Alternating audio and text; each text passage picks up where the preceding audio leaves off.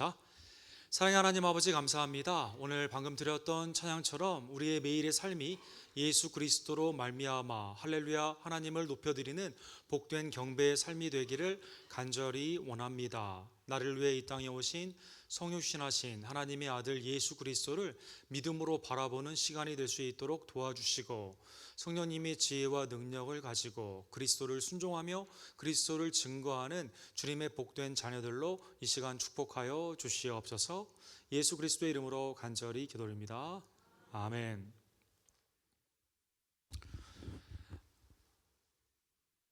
한국도 그렇고 신앙의 기본 가운데 세워진 미국에서는 성탄절의 절기에 주요 네트워크에서 예수님의 탄생과 생애에 관한 많은 다큐멘터리나 영화를 상영하곤 합니다. 성경에는 예수님의 풍채에 대해서 말씀하시는 부분이 없습니다. 흠모할 만한 것도 없고 연한 순과 같은, 그래서 복음서에는 아예 그러한 문장도 없기 때문에 예수님이 어떻게 생겼을까라는 그것은 많은 사람들로 하여금 궁금증을 자아내게 합니다. 성화의 대표적인 것으로 불리우는 배너라는 영화가 있죠. 배너의 작가와 배너의 영화 감독은 성경의 기반으로 하여 예수님의 얼굴을 보여주지 않습니다. 십자가를 지던 예수 그리스도 얼굴이 보이지 않습니다. 말씀 가운데 증거하며 배너를 만나는 예수님의 첫 장면도 뒷모습만 나오게 되는 것입니다. 그러나 요즘 나오는 영화와 다큐멘터리들은 예수님의 얼굴의 인상과 그 풍채에 큰 관심이 있죠. 예수님은 키가 보통 크시고 눈이 파랗고 매우 인자하게 생긴, 그래서 Son of God, 몇 년 전에 나왔던 하나님의 아들이라는 영화를 보게 되면 이 배우가 굉장히 인상이 좋은 배우를 픽업해서 예수님의 자비로운 모습을 보여주기도 하고, 또 8, 9년 전에 나왔던 예수님의 탄생 이야기가 있는 네이비티 그 스토리에 보게 되면 요셉 마리아가 매우 풍채가 좋고 이 아이도 매우 아이가 좋은, 아주 보기 좋은 그 아이로 이렇게 나와 있는 것입니다. 문제는 여기에 나왔던 배우들이 다른 영화에서는 폭력배로 나오기도 하고, 패션이라는 영화를 만들었던 멜 깁슨이 술 취해서 사람을 때려 감옥에 가기도 하고, 매우 우리에게 혼란을 주는 그러한 상황이다라는 것입니다. 성경이 예수님의 외모에 대해서 드러내놓고 말씀하지 않는 이유는 그것은 중요하지 않기 때문인 것입니다.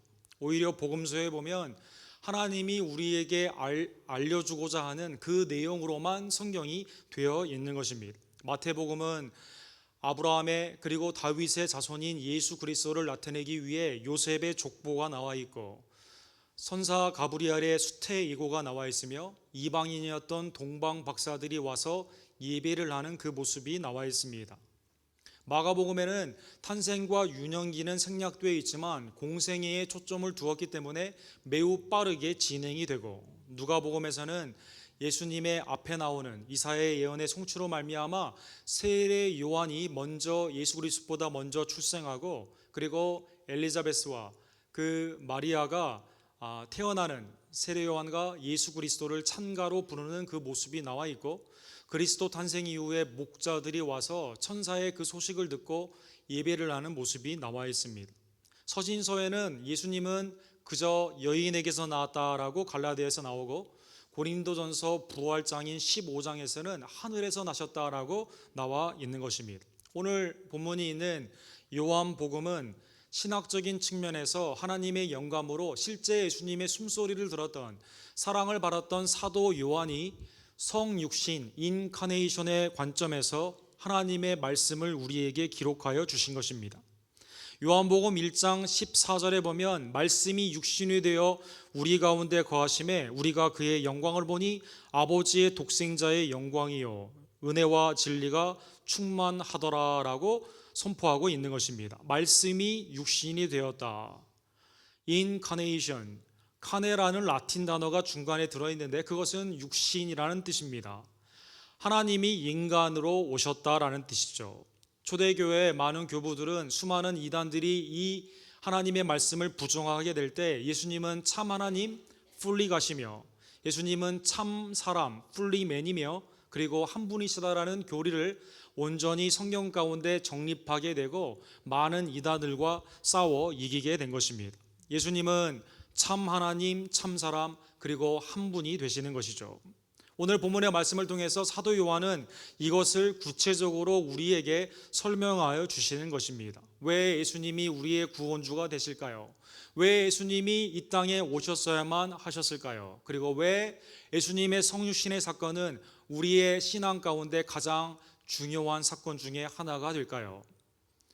요한은 네 가지를 통해서 본문을 통해 우리가 그 지혜를 깨닫기를 원하고 계신다라는 것입니다. 1절에 보면 태초에 말씀이 계시니라, 이 말씀이 하나님과 함께 계셨으니 이 말씀은 곧 하나님이시다라고 나와 있습니다. 로고스라는 헬라의 단어가 쓰여져 있습니다. 로고스는 사실 세상의 이치를 말하는 이성이라는 단어로 표현이 되는 그러한 단어였는데, 성경에서는 이 단어를 인격 되시는, 진리 되시는 예수 그리스도에게 사용하고 있는 것입니다. 태초에, 영원한, 창세기 1장 1절에 보면 태초에 하나님이 천지를 창조하시느니라, 3절에 보면 하나님이 이르시되 말씀으로 빛이 있으라 하시니 빛이 있었고, 태초에 영원하신 하나님의 말씀이 계셨다라는 것입니다. 어떤 사물적인 요소, 이치가 아닌 인격의 그 말씀, 그분이 누구냐? 곧 성육신하신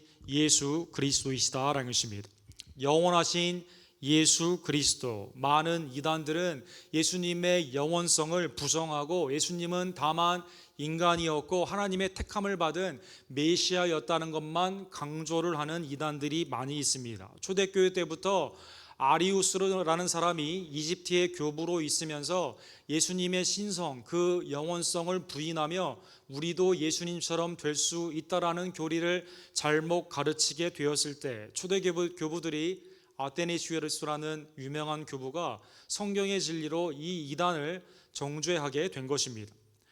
없어졌던 것 같던 아리우스라는 이 잘못된 교리는요, 오늘날 조슈아스 위트니스라고 불리우는 와치타워, 그 이단으로, 여호와의 증인의 이단으로 오늘날에도 면면이 믿는 사람들을 미혹하게 되는 것입니다. 여러분 직장이나 사업체 아니면 집에 보면 두 사람이 와서 문을 두드리며 이상한 책자, 파수꾼이라는 책자를 주면서 이제 자꾸 이것저것을 물어보게 되는 것이죠. 피츠버그에서 찰스 러셀이라는 사람이 하나님의 말씀을 이해하다가 읽고 가르치다가 이해가 안 됩니다. 그래서 자기 나름대로 뉴 트랜슬레이션, 해석을 해서 그것을 가르침으로 이단이 되게 된 것입니다. 여호와의 증인들은 교회라고 하지 않고 왕국 회관이다라고 말을 하며 예수님의 하나님 되심을 부인하고 있는 것입니다. 여러분 혹시 여러분 사업체에 여호와의 증인이 오게 되면 한번 물어보세요.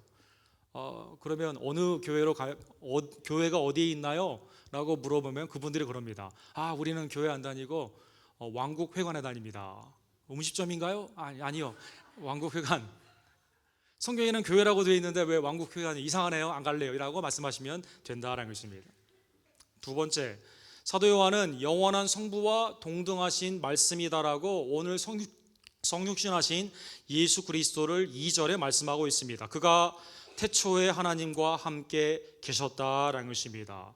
하나님과 함께 계셨다. 이 동등됨과 영원성에 있어서 권위가 같다라는 말씀을 하여 주시는 것이죠. 예수님은 대제사장의 기도가 나와 있는 요한복음 17장 5절에 보면 이렇게 기도하십니다. 아버지여, 창세전에 내가 아버지와 함께 가졌던 영화로서 지금도 아버지와 함께 나를 영화롭게 하소서. 그냥 나사렛 예수 사람이 하나님이 된 게 아니라 영원 가운데 함께 계셨었다라는 것입니다. 제자들을 위해 기도하면서 제자들을 통해 말씀을 받게 되는 여러분과 저를 통해 기도하면서 24장에도 아버지께서 창세 전에 주신 그 영광을 이들이 깨닫게 하기를 원합니다라고 예수님은 기도하신 것입니다. 성부와 성자는 동일하시다라는 것입니다. 성경에 보면 특별한 단어인 본체, 모르페라는 단어를 쓰고 있습니다. 전혀 본질상 다름이 없다라는 것입니다. 빌립보서 2장 6절에 그는 근본 하나님의 본체이시나 하나님과 동등됨을 취할 것으로 여기지 아니하시고, 원래는 동등하지만 동등됨을 취하지 아니하시고 이 땅에 강림하시게 된 것입니다. 히브리서 1장 3절에는 하나님의 영광의 광채시요 그의 본체의 형상이시라. 고린도후서 4장 4절에 보면 예수 그리스도는 하나님의 형상이라. 성부와 성자는 동일한 하나님이시다라는 것입니다.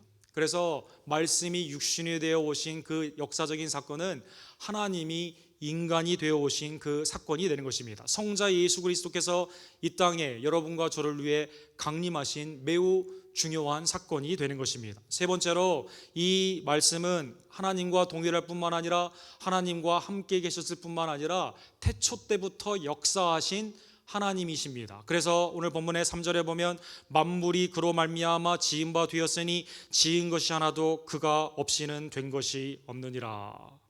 하나님의 말씀으로 세상을 창조하신 그 말씀이 예수 그리스도인데 성자의 그 뜻 외에 창조된 것이 없다라는 것입니다. 골로새서는 1장 6절에 만물이 그에게서 창조되되 하늘과 땅에서 보이는 것들과 보이지 않는 것들과 혹은 왕권들이나 주권들이나 통치자들이나 권세들이나 만물이 다 그로 말미암고 그를 위하여 그의 영광을 위해 창조되게 된 것입니다. 만물을 창조하신 그 말씀이 곧 성자 예수 그리스도다라는 것입니다. 이 땅에서 예를 들자면 하나님의 형상과 모양으로 창조된 여러분과 저에게는요, 말의 권위와 능력이 있습니다. 여러분, 나비 효과라는 유명한 단어가 있죠. 앤디 앤드루스의 그 광범위하게 쓰여지는 그 계기가 된 나비 효과라는 것이 있습니다. 예를 들면 뉴욕에서 나비가 바람을 한번 이렇게 일으켰는데 홍콩에 가니까 태풍으로 됐다라는 것입니다. 아주 하찮은 것이 다 연결되어 있어서 이 세상에는요, 큰 영향을 미친다라는 것입니다. 말, 어렸을 때 선생님한테 정죄의 말을 들었거나 아주 좋지 않은 말이 마음에 상처가 되어 성인이 되어 인격을 형성하는데 큰 지장이 있습니다. 어떤 사람이 안 좋은 말을 나에게 하게 되면 그것 때문에 잠을 못 자기도 하고 괴로워하기도 하는 것입니다. 그 말을 한 사람이 권위가 높으면 높을수록 그 효과는 더 나에게 심하게 오게 된다라는 것입니다. 좋은 말을 하게 되면 우리가 괜히 기분이 좋아집니다. 어떤 사람의 칭찬이 나의 삶을 바꾸기도 한다라는 것입니다. 지난주에 가장 최근의 예를 보자면 미국의 연방준비은행에 있는 그 프레지던트인 제넷 옐렌이 이제 금리를 인상합니다. 인상을 하게 됨으로 말미암아 세계에 있는 모든 금융시장이 요동을 하게 되고 또 우리나라와 같은 그러한 그 발전이 아직도 필요한 그곳에서는 매우 큰 압박이 되게 되는 이 여인의 한마디와 그 결정의 말의 선포로 말미암아 세계의 막강한 그런 사람들의 말로 말미암아 우리의 평상의 삶, 부동산의 시장, 또 앞으로 우리가 어떻게 은행과의 거래를 할 것인가, 매일의 나의 삶의 경제와 사업까지도 다 미치게 된다라는 것입니다. 이 세상에서도 죄된 세상에서도 말의 위력은 매우 대단한데요. 위력은 대단한데 하물며 모든 만물을 창조하신 말씀이 육신이 되어 오신 예수님, 그의 생애와 그의 선포되는 말씀은 우리에게 엄청난 영향을 미친다라는 것입니다. 구약에 보게 되면 하나님은 그의 말이 헛되이 돌아오지 않는다라고 말씀하십니다. 시편 33편 6절에 보면 여호와의 말씀으로 하늘이 지음이 되었으며 그 만상을 그의 입 기운으로 이루셨도다.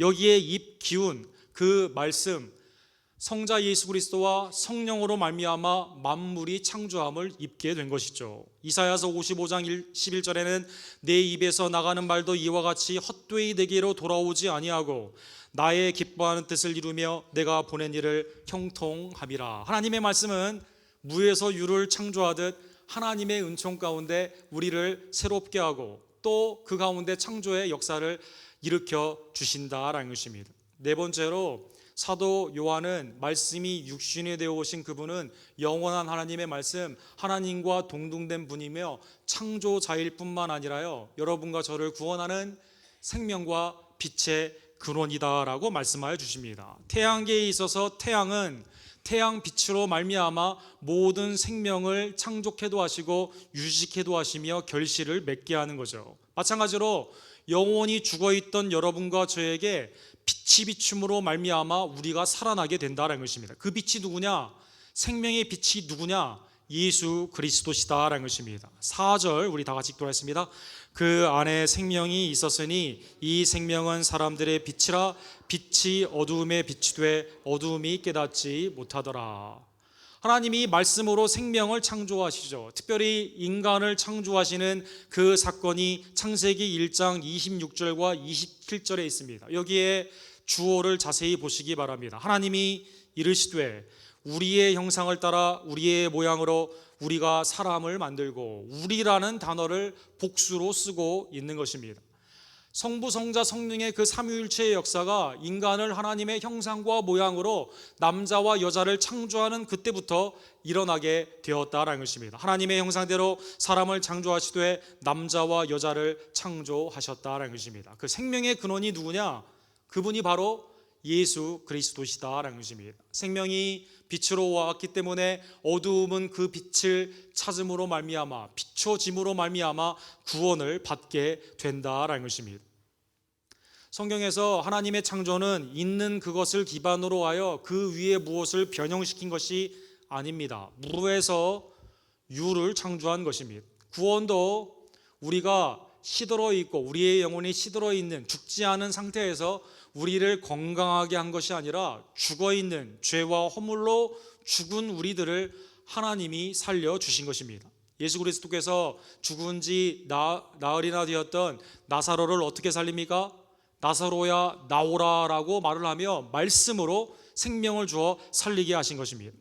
나사로와 마찬가지로 여러분과 저도 그 생명의 빛, 그 말씀이 우리에게 옴으로 말미암아, 비춰줌으로 말미암아 우리가 영원히 살아나게 되고 우리가 구원의 생명으로 새 생명을 입게 된 것입니다. 고린도후서 4장 6절에 보면 어두운데 빛이라 말씀하시던 그 하나님께서 빛이 있으라 하시면서 창조가 시작된 것처럼 어두움과 혼돈에 있었던 그곳에서 하나님의 창조의 역사가 시작된 것처럼 여러분과 저에게도 예수 그리스도의 얼굴에 있는 하나님의 영광을 아는 빛을 우리 마음에 비추셨다라는 것입니다. 성경에 12번이나 예수님은 자신을 빛이다라고 말씀하십니다. 요한복음 8장 12절에 나는 세상의 빛이니 나를 따르는 자는 어둠에 다니지 아니하고 생명의 빛을 얻으리라. 요한복음 12장 46절 나는 빛으로 세상에 왔나니 무릇 나를 믿는 자는 어두움에 거하지 않게 하려 함이니라. 너희는 세상의 빛이니, 예수님이 그렇게 말씀하여 주신 것이죠. 여러분과 저는 하나님의 빛의 자녀가 된 것입니다. 놀라운 은총이 누구로 말미암아 일어나게 되었느냐? 성육신하신 예수 그리스도로 말미암아, 성탄의 놀라운 역사로 말미암아 일어나게 된 것입니다. 이렇게 영원하신 말씀, 하나님과 동등된 성자, 생명 가운데 우리를 일으키신 분, 빛으로 지금도 역사하시는 그 예수님이, 예수 그리스도가 이 땅에 강림하셨을 때 놀라운 것은 예수님을 아무도 영접하지 않았다라는 것입니다. 여러분, 제프리 최즈딕이라는 분이 고고학자인데요, 시카고 대학의 고고학자인데 베들레헴에서 이제 1세기에 있는 구유를 발견하여 이 너무 감격 가운데 무릎을 꿇고 울었다고 합니다. 당시에 있었던 구유, 이 돌을 통해서 이 말이나 소 아니면 다른 종류의 그 짐승들이 물이나 즙을 먹는 그러한 곳이었죠. 더러운 곳입니다. 그런데 누가복음 2장 6절과 7절에 보면은요, 해산을 해야만 되는데 마리아가 누울 곳이 없는, 있을 곳이 없는 것 가운데 말 구유에서 이 아이를 낳고 이 아이를 눕게 된 것입니다. 여러분, 우리도 요즘 우리 교회 성도님들이 아이를 낳게 되죠. 아이를 낳게 되면 아이를 만질 때 뭐라고 말합니까? 손 씻고 만지세요라고 말을 한다든가. 그렇죠? 아이를 낳고 바로 교회 옵니까? 아닙니다. 집에서 굉장히 많은 면역력이 약한 아이들이 강해질 때까지, 의사가 오케이 할 때까지 깨끗하게 정결하게 하고 그 아이를 교회에 데리고 나오는 것을 볼 수가 있습니다. 이것은 예나 직이무나 모든 아이가 나오게 되면, 해산하게 되면 모두가 주의하게 되는 것이다라는 것입니다. 말구유는 매우 지저분하고 더러운 것이었다라는 것입니다. 이 제프리 최드윅 이 신학자가 울었다는 것이죠. 이렇게 더러운 곳에 구원주 예수 그리스도가 초라하게 오셨다라는 것입니다. 자기 세상에 오셨지만 자기 백성이 영접하지 않습니다. 자기 세상에 오셨지만 인자가 머리 둘 곳이 없게 되는, 여우도 굴이 있고 새도 자기의 집이 있는데 인자는 머리 둘 곳이 없는 그러한 생애를 사셨다라는 것입니다. 영접하지 않았을 뿐만 아니라 인간들은 예수 그리스도를 죽였습니다. 요한복음 5장 18절에 보면 유대인들이 이로 말미암아 더욱 예수를 죽이고자 하니 이는 안식일을 범할 뿐만 아니라 하나님을 자기의 친아버지라 하여 자기를 하나님과 동등으로 삼으심이라. 내가 하나님의 아들이냐? 내가 그로다. 신성모독이다라고 하면서 예수님을 십자가에 못 박혀 죽게 하신 것입니다. 예수님은 십자가를 거부하지 아니하시고 만유의 주 창조의 주 하나님과 동등되신 그분은 우리를 위해서 십자가에서 자기의 생명을 하나님께 드려 주신 것입니다. 요한복음 20장 31절에 보면 사도 요한이 왜 하나님의 영감으로 여러분과 저에게 말씀을 남겨주셨을까요? 오직 이것을 기록함은 너희로 예수께서 하나님의 아들 그리스도이심을 믿게 하려 하며 또 너희로 믿고 그의 이름을 힘입어 생명을 얻게 하려 함이라. 예수 그리스도께서 하나님의 아들 그리스도이심을 믿게 하려 하며 말씀이 육신이 되어신 그분, 그 말씀을 믿게 되면 너희가 생명을 얻게 된다라는 것입니다. 사랑하는 성도 여러분, 성탄절에 우리의 이 아이, 태어난 이 예수 그리스도를 우리는 어떻게 바라보야만 될까요? 천주교에서는 마리아를 크게 그리고 예수님을 조그맣게 그려가지고 예수님이 마치 마리아의 그걸 통해서만 자라야 되는 매우 연약한 존재임을 강조하는 그림들도 많이 있고, 세속에서는 성탄절이 자기의 마치 절기인 양 주인공이신 예수님을 잃어버리고 있는 이때 성탄절에 초대교회에 나타난 성도들의 고백이 우리의 고백들이 되기를 간절히 원합니다. 의심 많은 도마는 이렇게 고백합니다. 나의 주님이시여 나의 하나님이시니이다. 나의 주님이시여 나의 하나님이시니이다. 바울 사도는 하나님은 한 분이시여 또 하나님과 사람 사이의 중보자도 한 분이시니 곧 사람이신 예수 그리스도시다. 예수 그리스도가 하나님 되심을 동등됨을 취하지 아니하시고 이 땅의 낮은 자리에 오시며 나에게 새 생명을 주시기 위해 십자가를 지신 그 사역의 시작이 성육신임을 다시 한번 깨달으며 예수 그리스도를 하나님으로 고백하는 모든 손님들 되기를 주님의 이름으로 간절히 축원합니다. 여러분, 1892년에 윌리엄 하우일이라는 그 소설가입니다. 이분이 크리스마스 에브리데이라는 단편 소설을 썼습니다. 당시에 크리스마스의 그것을 그 사회상을 우화적으로 표현한 그러한 소설이 되는 것입니다. 이 소설에 보면 크리스마스에 잔뜩 캔디를 먹은 이 딸이 배도 부르고 그 선물도 열어보니까 너무 기분이 좋은 거예요. 그래서 잠이 슬슬 오기 시작하는 그때 아버지의 품에 그 무릎에 안겨 이야기를 해달라고 하면서 이 소설이 시작되게 됩니다. 아버지가 이렇게 말을 해요. 오케이, 이야기는 그 돼지에 관한 이야기다라고 하니까 이 아이가 깜짝 놀랍니다. 난 돼지 얘기 듣기 싫어요. 소녀로 바꿔주세요라고 하게 됩니다. 그러면 소녀로 바꿀게라고 하면서 이야기가 시작되게 되는 것이죠. 이 소녀는 크리스마스 날 잔뜩 맛있는 것을 많이 먹고 선물도 열어보고 기뻐하면서 하나님께 기도를 합니다. 에브리데이, 매일 성탄절이었으면 좋겠다라는 것입니다. 기도를 하고 잤어요. 그 다음 날이 되었습니다. 12월 26일이 되었는데 사람들이 메리 크리스마스 하는 겁니다. 기도가 이루어지게 되는 것입니다. 또 아버지에게 선물을 받았습니다. 어머니에게 만찬에 아주 그 음식을 받게 되었습니다. 선물을 열어보니 어제 받은 선물과 비슷한 건데 그렇게 어제처럼 기쁘지는 않습니다. 음식도 반찬은 많은데 뭐 맛있지는 않아요. 어제처럼. 잤어요. 그 다음날 일어나니까 또 성탄절입니다. 1월 1일이 되었습니다. 해피 뉴 이어라고 사람들이 해야 되는데 메리 크리스마스라고 말을 합니다. 선물을 주는 아빠의 표정이 아주 안 좋습니다. 점점 아버지가 초췌해 가는 것을 보게 됩니다. 엄마도 음식을 정성껏 하지 않고요, 대충 하게 됩니다. 밖에 나가 보니까요, 사람들이 이 성탄절 소나무를 자르기 위해서 계속 잘라가지고요, 그 산이 듬성듬성 빈 곳이 보입니다. 시간이 쭉 흘렀어요. 에브리데이 크리스마스가 쭉 지속되게 되면서 마음의 기쁨은 점점 사라지게 됩니다. 7월 4일 줄라이 4스가 되었습니다. 그런데 그날 인디펜던트 데이에 사람들이 메리 크리스마스 하는 겁니다. 미치겠습니다. 나가보니 산에 나무가 없습니다.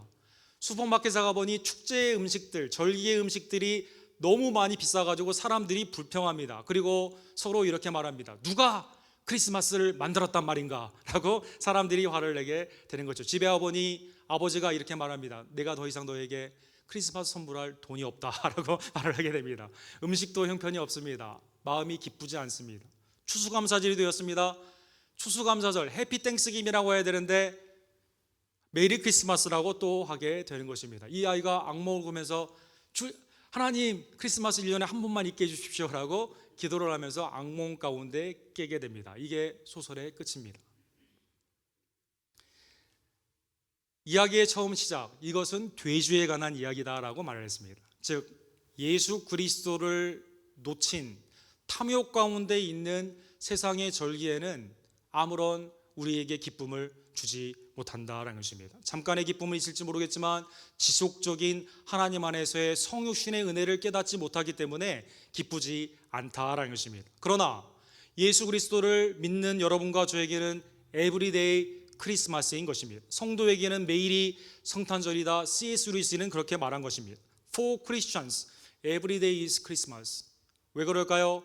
여러분과 저에게 바울 사도의 고백이 있기 때문인 것입니다. 미쁘다 모든 사람이 받을 만한 이 말이여 그리스도 예수께서 죄인을 구원하시려고 세상에 임하셨다 하였도다. 죄인 중에 내가 괴수로다. 사랑하는 성도 여러분, 천사의 말, 너희에게 한 아이가 낳는데 구주 그리스도이시다.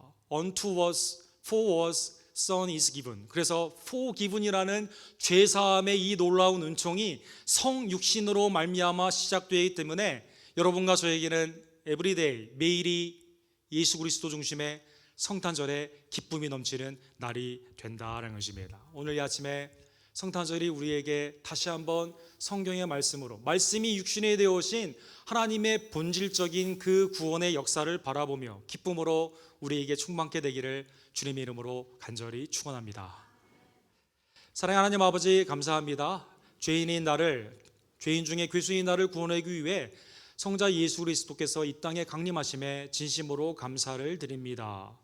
베들레헴에 태어난 이 아이가 나의 구원주가 되시며 나의 하나님이 되심을 온전히 다시 한번 깨닫고 그에게 영광을 돌리기를 간절히 원하며 이 땅에 오신 예수 그리스도를 증거하고 다시 오실 예수 그리스도 앞에 부끄럽게 서지 않도록 매일 하나님의 뜻 가운데 살아가는 주의 순종의 백성들로 삼아 주시옵소서. 예수 그리스도의 이름으로 간절히 기도드립니다. 아멘. 주신 말씀 기억하시면서